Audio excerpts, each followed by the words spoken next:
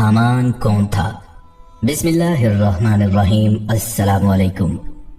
नाज़रीन, मिस्र की तारीख का एक ऐसा बदतरीन इंसान जो फिरौन से ज्यादा जाबिर और जालिम और बदबख्त इंसान था, और उसी बदबख्त इंसान की वजह से फिरौन अल्लाह तबारक व तआला की वहदानियत पर ईमान न ला सका और फिरौन काफिर और मुशरिक मरा और हमेशा हमेशा के लिए जहन्नमी बन गया। ख़वातीनो हज़रात, ज्यादातर लोग तो ये जानते हैं कि फिरौन मिस्र की तारीख का सबसे बदतरीन इंसान था कि जिसने खुदाई का दावा किया और बनी इसराइल के मुसलमानों का कत्लेआम किया। लेकिन क्या आप जानते हैं कि फिरौन के खुदाई का दावा करने में और मुसलमानों का कत्लेआम करने और अल्लाह तबारक व तआला की वहदानियत पर ईमान न लाने और फिरौन को काफिर और मुशरिक और जहन्नमी बनाने में सबसे बड़ा किरदार इस इंसान का था जिसका जिक्र आज हम करने वाले हैं। इसी इंसान का जिक्र अल्लाह तबारक व तआला ने कुरान पाक में भी हामान के नाम से किया है। नाज़रीन, आज की इस वीडियो में हम आपको बताएंगे कि फिरौन का सबसे खास दोस्त और फिरौन का सबसे खास वजीर हामान कौन था, और फिरौन और हामान की मुलाकात कैसे हुई, और हामान ने फिरौन के हाथों बनी इसराइल के मुसलमानों पर कैसे कैसे जुल्म और सितम करवाए, और बिलाखिर हामान फिरौन को कैसे ले डूबा और कैसे फिरौन उसकी वजह से काफिर और मुशरिक मरा और हमेशा हमेशा के लिए जहन्नमी बन गया। अल्लाह तबारक व तआला ने कुरान पाक के 6 मुकामात पर फिरौन के वजीर हामान का जिक्र किया है। हामान के बारे में मुफस्सिरीन लिखते हैं कि हामान मिस्र के वजीर का एक लक़ब हुआ करता था। जो कोई भी बादशाह मिस्र का वजीर मुकर्रर होता उसको हामान कहा जाता था। जैसा कि मिस्र के तमाम तर बादशाहों को फिरौन कहा जाता था, इसी तरह उन्हीं बादशाहों के वजीरों को हामान कहा जाता था। और बाज़ रवायात में आता है कि हामान उस मखसूस शख्स का नाम है जो फिरौन मूसा का वजीर था और जिसका जिक्र अल्लाह तबारक व तआला ने कुरान पाक में फरमाया है। नाज़रीन, हामान मिस्र में रहने वाला एक आम बाशिंदा था। फिरौन और हामान की पहली मुलाकात उस वक्त हुई जब फिरौन मजदूरी की तलाश में मिस्र की तरफ निकला, तो एक मकाम पर फिरौन और हामान की मुलाकात होती है और ये मुलाकात देखते ही देखते दोस्ती में बदल जाती है और इस तरह ये दोनों बदबख्त एक दूसरे के दोस्त बन जाते हैं। नाज़रीन, फिरौन को फिरौन इसलिए कहते हैं कि वो मिस्र का बादशाह था और मिस्र के तमाम तर फरमारवाओं को फिरौन ही कहा जाता था। और दूसरी इसकी ये भी वजह बयान की गई है कि उस मलाउन ने दावा खुदाई किया था और लोगों को कहता था कि मुझे सजदा करो, मैं ही तुम्हारा खुदा हूँ, और जो सजदा न करता या इनकार कर देता तो वो मलाउन उसे कत्ल करवा दिया करता। इसी वजह से उसे फिरौन भी कहा जाता है, यानी कुब्र तकब्बर से भरा हुआ। उसने जब दावा खुदाई का किया तो उसके बाद अल्लाह ताला ने उसे मसाइब में मुब्तला फरमाया और जब वो किसी तौर न माना तो बिलाखिर अल्लाह ने उसे गर्क़ नील किया। मज़कूर है कि फिरौन की पैदाइश बल्ख में हुई, वहां से सियाहत के लिए निकला और बेऊ शखना एक शहर है वहां तक आया। यहाँ इसकी मुलाकात हामान बेईमान से हुई जो कि उस शहर का एक बाशिंदा था। उसने फिरौन से उसके मुतल्लिक पूछा कि तुम कौन हो और कहाँ से आए हो और आगे किधर का इरादा रखते हो। तब फिरौन ने उसे अपना नाम और मकाम बताया और कहा कि मैं शौक़े सयाहत में निकला हूँ। तब हामान बोला कि मैं भी तुम्हारे साथ चलूंगा और सैर करूंगा। चुनाचा ये दोनों मलून वहां से इकट्ठे होकर मिस्र में पहुंचे। तब खरबूजों का मौसम था। चुनाचा भूख की वजह से दोनों एक खेत में पहुंचे और खरबूजों वाले से खाने का सवाल किया।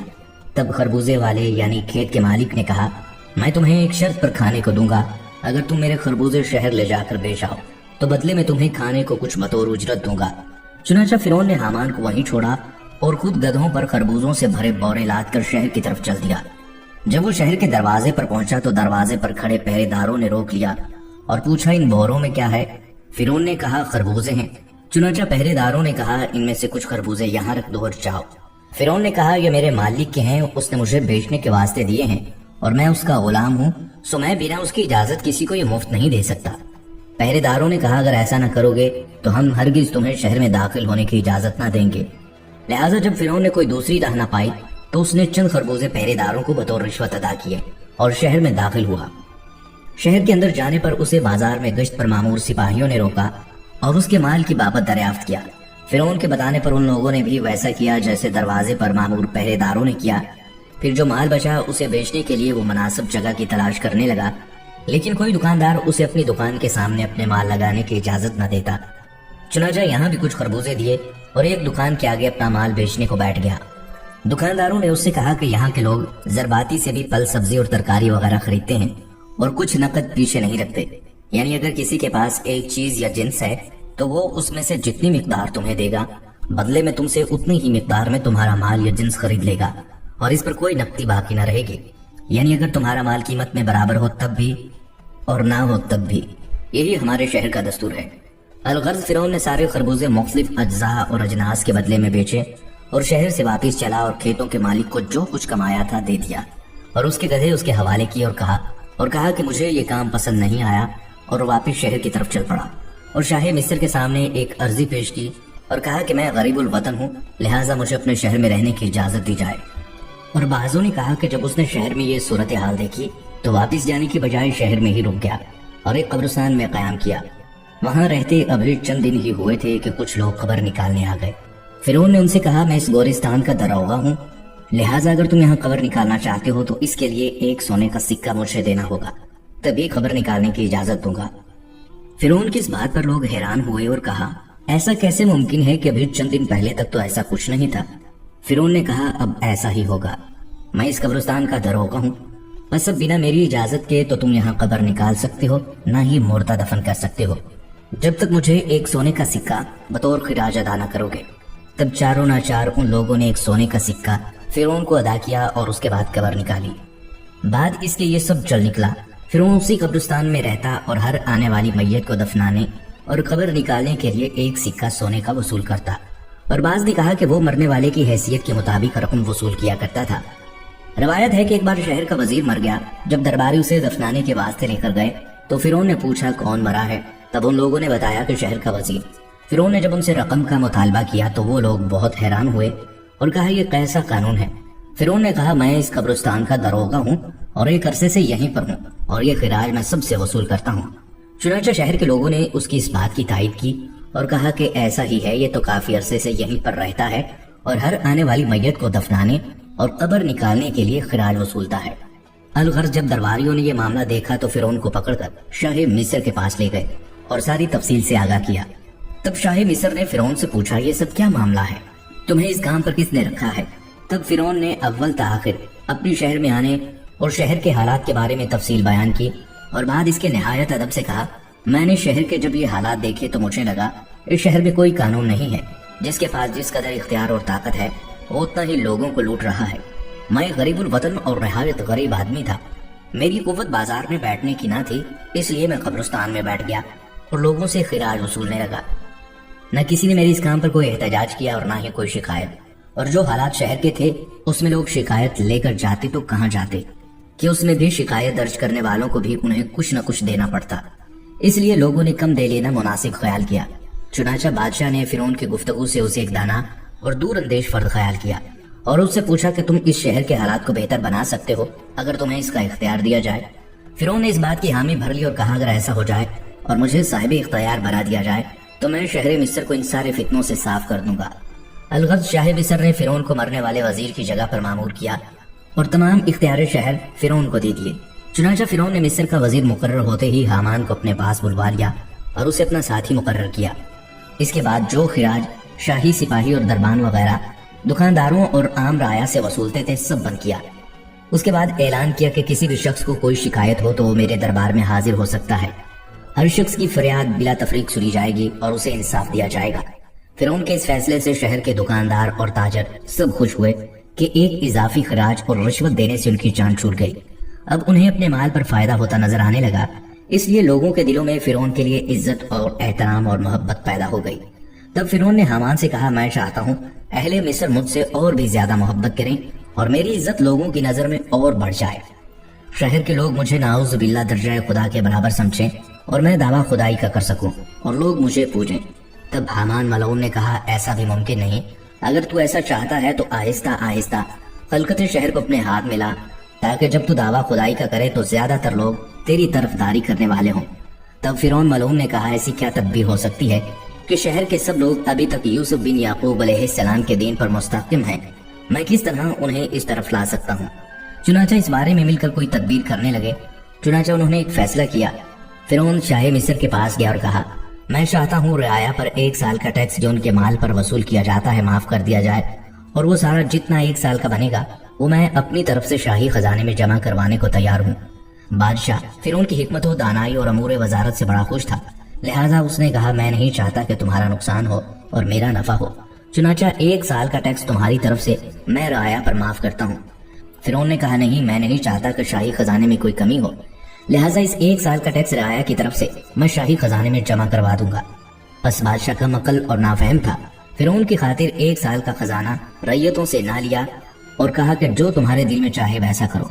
तब फिरौन ने दीवान और खजांचियों को बुलवाकर पूछा कि मिस्र का खजाना 1 साल में रैयतों से कितना वसूलता है। उन्होंने बताया कि इतना होता है। फिरौन ने उतना रुपया हामान के हाथ शाही खजाने में अपनी तरफ से जमा करवा दिया। उसके बाद सारे शहर में मनादी करा दी गई कि इस साल का टैक्स रैयतों पर हमारी तरफ से माफ किया गया है और हमने अपनी तरफ से इतना खजाना बादशाह की सरकार में शाही खजाने के तौर पर जमा करवा दिया है। और इसके अलावा 2 बरस का मजीद खजाना यानी टैक्स माफ करने की अपील भी सरकार आली में पेश की है, सो वो भी कबूल हुई। यानी अब 3 बरस तक रैयतों से किसी किस्म का कोई टैक्स वसूल न किया जाएगा।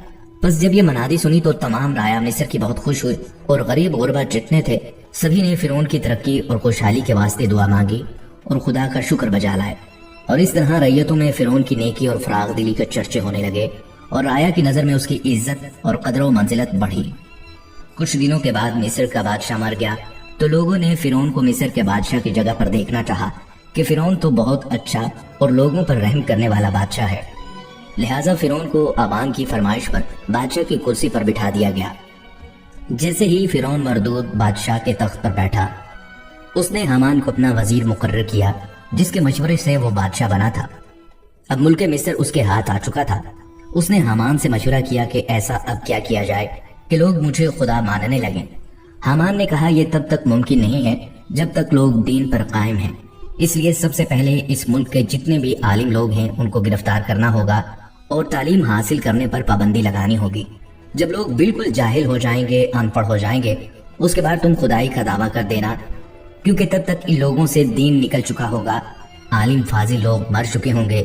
तब ये लोग तुम्हारी बात पर यकीन कर लेंगे और तुम्हें खुदा का दर्जा दे देंगे। लिहाजा ऐसा ही हुआ।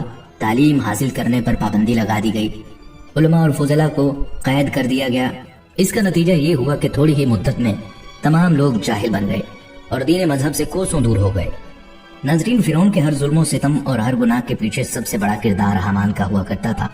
मिस्र की तारीख में जितने भी जुल्म हुए और जितने भी लोगों का कत्लेआम किया गया और जितने लोगों को बुत परस्ती के अंदर मुब्तला किया गया और जितने लोगों को फिरौन का खुदा ना मानने की और जितने लोगों को फिरौन को खुदा ना मानने की वजह से कत्ल किया गया, ये तमाम तर मजालिम हामान की मशावरत और हामान के हुक्म पर किए गए। बज़ाहिर तो मिस्र का बादशाह फिरौन था, लेकिन फिरौन जो कोई भी काम करता वो अपने दोस्त हामान की मशावरत के बगैर नहीं करता था, बल्कि मिस्र में होने वाली हर बुराई के पीछे हामान की शैतानियत छुपी होती थी। नाजरीन, रवायात में आता है कि जब फिरौन ने खुदाई का झूठा दावा किया तो उस वक्त कुछ लोग ऐसे भी मौजूद थे कि जिनके सीने अभी भी ईमान के नूर से मुनव्वर थे और जो अभी भी अल्लाह तबारक व तआला की वहदानियत पर ईमान रखते थे। फिरौन को जब उन लोगों का पता चला तो फिरौन बहुत ज्यादा गजबनाक हुआ। चुनाचा उस वक्त फिरौन ने उन चंद मुसलमानों पर जुल्म सितम करना शुरू कर दिए और उनको अपना गुलाम बना लिया। और मिस्र का सबसे मुश्किल तरीन काम और भारी भरकम काम बनी इसराइल के उन चंद मुसलमानों से लिया जाता और उन पर बदतरीन तशद्दुद किया जाता। इस तरह जब फिरौन और हामान का जुल्म सितम हद से बढ़ने लगा तो अल्लाह तबारक व तआला ने बनी इसराइल की हिदायत के लिए अपने प्यारे पैगंबर हजरत मूसा अलैहिस्सलाम को माबूस फरमाया। हजरत मूसा अलैहिस्सलाम ने फिरौन को अल्लाह का पैगाम पहुंचाया और अल्लाह की वहदानियत की तरफ बुलाया और मुसलमानों पर जुल्म सितम करने से मना किया, लेकिन फिरौन अपनी सरकशी से बाज न आया और इसी तरह बनी इसराइल के मुसलमानों पर जुल्म करता रहा और अपने कुफ्र शिर्क पर डटा रहा।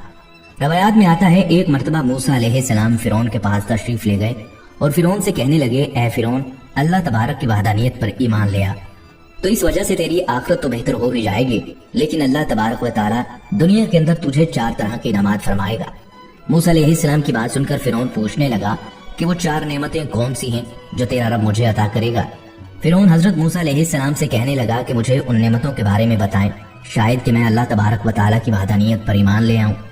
चुनाचा मूसा अलैहिस्सलाम ने अल्लाह तबारक व तआला के हुक्म से फिरौन को यह बताया, अगर तू अल्लाह तबारक व तआला की वहदानियत पर ईमान ले आएगा तो अल्लाह तुझे पहली नेमत अता करेगा, वो ये कि तू हमेशा तंदुरुस्त रहेगा, तू कभी बीमार ना होगा। दूसरी नेमत अल्लाह ताला तुझे ये अता फरमाएगा कि अभी तू एक मुल्क का बादशाह है, अगर तू अल्लाह की वहदानियत पर ईमान ले आएगा तो अल्लाह तुझे 2 और ममालिक की बादशाहत अता फरमाएगा। इस मुल्क की बादशाहत तुझे अल्लाह तबारक व तआला की नाफरमानी करने के बावजूद मिली है, تو سوچ اللہ تبارک و تعالیٰ کی فرما برداری کرے گا تو اللہ تجھے کیا کچھ عطا فرمائے گا۔ فرعون نے جب حضرت موسیٰ علیہ السلام کی یہ بات سنی تو فرعون حضرت موسیٰ علیہ السلام کی باتوں سے بہت متاثر ہوا۔ فرعون نے جب موسیٰ علیہ السلام کی یہ باتیں سنی تو موسیٰ علیہ السلام سے کہنے لگا پہلے میں اپنی بیوی سے مشورہ کروں گا۔ اس کے بعد فرعون گھر گیا اور اپنی بیوی حضرت آسیہ رضی اللہ تعالیٰ عنہا سے جا کر کہنے لگا کہ موسیٰ علیہ السلام نے فرمایا ہے اگر اللہ تبارک و تعالیٰ کی وحدانیت پر میں ایمان لے آؤں تو اللہ تعالیٰ مجھے فلاں فلاں نعمتوں سے نواز دے گا۔ یہ بات حضرت آسیہ نے سنی تو بہت خوش ہوئی اور فرعون سے کہنے لگی کہ اے فرعون، اللہ کی ان نعمتوں پر تو اپنی جان کو قربان کر دے اور اللہ کی وحدانیت پر ایمان لے آ۔ یہ کہتے ہوئے حضرت آسیہ زار و قطار رونے لگی اور کہنے لگی کہ آفتاب تیرا تاج ہوگا۔ حضرت آسیہ فرعون سے کہنے لگی کہ آپ کو کسی سے مشورے کی ضرورت بھی نہیں، بلکہ آپ کو موسیٰ علیہ السلام کی مجلس میں ہی اللہ کی وحدانیت پر ایمان لے آنا چاہیے تھا۔ چنانچہ حضرت آسیہ کی یہ بات سن کر فرعون کہنے لگا میں اپنے وزیر حامان سے بھی مشورہ کرنا چاہوں گا۔ حضرت آسیہ فرعون سے کہنے لگی اس سے مشورہ کرنے کی کوئی ضرورت نہیں ہے، مگر وہ اس کا سب سے خاص وزیر تھا، لہٰذا فرعون مشورہ کرنے کی غرض سے حامان کے پاس گیا اور سارا ماجرا سنایا۔ حامان نے جیسے ہی فرعون کی یہ بات سنی تو غصے میں لال پیلا ہو گیا اور زارو قطار رونے لگا اور اپنے گریبان کو پھاڑنے لگا، اور حامان نے اپنی دستار کو اٹھا کر زمین پر مارا اور شور و غل کرنے لگا اور روتے ہوئے فرعون سے کہنے لگا حضرت موسیٰ علیہ السلام نے آپ کی شان میں معاذ اللہ یہ گستاخی کیسے کی؟ آپ کی تو یہ شان کے تمام کائنات آپ کی وجہ سے چلتی ہے اور مشرق سے لے کر مغرب تک ہر چیز آپ کے تابع ہے اور دنیا کے بڑے بڑے بادشاہ کے دربار میں سجدہ ریز ہوتے ہیں۔ فرعون کا حامان فرعون سے کہنے لگا کہ موسیٰ علیہ السلام نے آپ کی توہین کی ہے کہ آپ اللہ تبارک و تعالیٰ کی وحدانیت پر ایمان لے آئیں، جبکہ پوری دنیا کائنات آپ کو سجدہ کرتی ہے اور آپ پوری دنیا کے رب ہیں۔ اس طرح حمان فرعون کو بھڑکانے لگا کہ آپ موسیٰ علیہ السلام کی بات مان کر ایک ادنا غلام بنانا چاہتے ہیں اور خدا سے انسان بنانا چاہتے ہیں، جبکہ یہ تو آپ کی بہت بڑی توہین ہے۔ اگر آپ نے اسلام قبول کرنا ہے تو پہلے مجھے مار ڈالیے تاکہ میں اپنی زندگی میں آپ کی یہ توہین اپنی آنکھوں سے نہ دیکھ سکوں۔ چنانچہ اس طرح فرعون کو غرور اور تکبر کا جھوٹا لالچ دے کر بہکانے لگا اور دعوت حق کو قبول کرنے سے منع کرنے لگا۔ چنانچہ فرعون نے جب حامان کی یہ بات سنی تو فرعون غرور اور تکبر میں آ گیا اور غرور و تکبر کے اندر آ کر خود کو خدا سمجھنے لگا اور دعوت حق کو قبول کرنے سے انکار کر دیا، اور اس طرح فرعون نے حامان کی باتوں میں آ کر دعوت حق کو قبول کرنے سے انکار کر دیا اور اللہ کی وحدانیت کا انکار کر دیا، اور اس طرح فرعون حامان کی وجہ سے ہمیشہ ہمیشہ کے لیے اللہ تبارک و تعالیٰ کی بارگاہ سے مردود ہو گیا اور جہنمی قرار پایا۔ ناظرین، جب فرعون کا ظلم و ستم حد سے بڑھ گیا اور فرعون بارہا سمجھانے کے باوجود اللہ تبارک و تعالیٰ کی وحدانیت پر ایمان نہ لایا اور کئی بار اللہ کے عذابات کو دیکھنے کے باوجود بھی دعوت حق کو قبول نہ کیا تو اللہ تبارک و تعالیٰ نے فرعون پر اپنا عذاب نازل کرنے کا ارادہ فرمایا اور فرعون کو غرق کرنے کا ارادہ فرمایا۔ اللہ تبارک و تعالیٰ نے موسیٰ علیہ السلام کی طرف وحی نازل فرمائی کہ وہ اپنی قوم کو لے کر مصر سے روانہ ہو جائے۔ اللہ تبارک و تعالیٰ فرعون پر اپنا عذاب نازل فرمانے والا ہے۔ چنانچہ موسیٰ علیہ السلام قوم بنی اسرائیل کو لے کر مصر سے روانہ ہو گئے۔ فرعون کو جب اس بات کا پتہ چلا کہ موسیٰ علیہ السلام تمام تر مسلمانوں کو لے کر مصر چھوڑ کر جا رہے ہیں، فرعون ایک بہت بڑا لشکر تیار کیا اور حضرت موسیٰ علیہ السلام کا پیچھا کرنے لگا، اور فرعون نے اپنے لشکر کو یہ حکم دیا کہ موسیٰ اور موسیٰ علیہ السلام کے ساتھ جتنے بھی مسلمان ہیں ان میں سے کوئی بھی زندہ نہیں بچنا چاہیے اور معاذ اللہ سب کو قتل کر دینا۔ چنانچہ ادھر جب حضرت موسیٰ علیہ السلام دریائے نیل کے کنارے پر پہنچے، پیچھے سے فرعون بھی اپنا لشکر لے کر پہنچ گیا۔ حضرت موسیٰ علیہ السلام کی قوم موسیٰ علیہ السلام سے کہنے لگی کہ آج ہمیں فرعون سے کوئی نہیں بچا سکتا۔ اس وقت حضرت موسیٰ علیہ السلام نے اپنی قوم کو تسلی دی اور فرمایا اللہ تبارک و تعالی ہمارے ساتھ ہے۔ اس وقت اللہ تبارک و تعالی نے موسیٰ علیہ السلام کو اپنے عصا مبارک کو دریائے نیل کے کنارے پر مارنے کا حکم دیا۔ جیسے ہی موسیٰ علیہ السلام نے اللہ تبارک و تعالی کے حکم سے اپنے عصا کو دریائے نیل کے کنارے پر مارا تو دریائے نیل میں سے راستہ بن گیا۔ تو حضرت موسیٰ علیہ السلام اور ان کی قوم نے دریائے نیل کو آسانی کے ساتھ عبور کر لیا۔ ادھر جب فرعون دریائے نیل کے کنارے پر پہنچا تو فرعون بھی اپنے لشکر کو لے کر دریائے نیل کے اندر داخل ہو گیا۔ جب فرعون کا لشکر دریائے نیل کے بالکل درمیان پہنچا تو اللہ تبارک و تعالی نے دریائے نیل کو ملنے کا حکم دیا۔ چنانچہ دریائے نیل اللہ کے حکم کے مطابق فرعون کے لشکر کی طرف بڑھنے لگا۔ فرعون نے جب یہ منظر دیکھا اور اپنی آنکھوں کے سامنے اپنی موت کو آتے ہوئے دیکھا تو بلند آواز سے چلایا اور کہنے لگا میں حضرت موسیٰ علیہ السلام کے خدا پر ایمان لایا اور میں اس خدا پر ایمان لایا جس خدا پر قوم بنی اسرائیل ایمان لے کر آئی۔ اس طرح جب وہ غرق ہونے لگا تو وہ دعا مانگنے لگا۔ اس وقت جبرائیل علیہ السلام نے مٹی کو اٹھایا اور فرعون کے منہ میں ڈال دیا تاکہ یہ اللہ تبارک و تعالی کی بارگاہ میں دعا نہ مانگ سکے۔ اور فرعون اس وقت اللہ کی وحدانیت پر ایمان لانا چاہتا تھا، لیکن اس وقت اس کا ایمان لانا قابل قبول نہ تھا، کیونکہ اللہ تبارک و تعالیٰ کا عذاب اس پر نازل ہو چکا تھا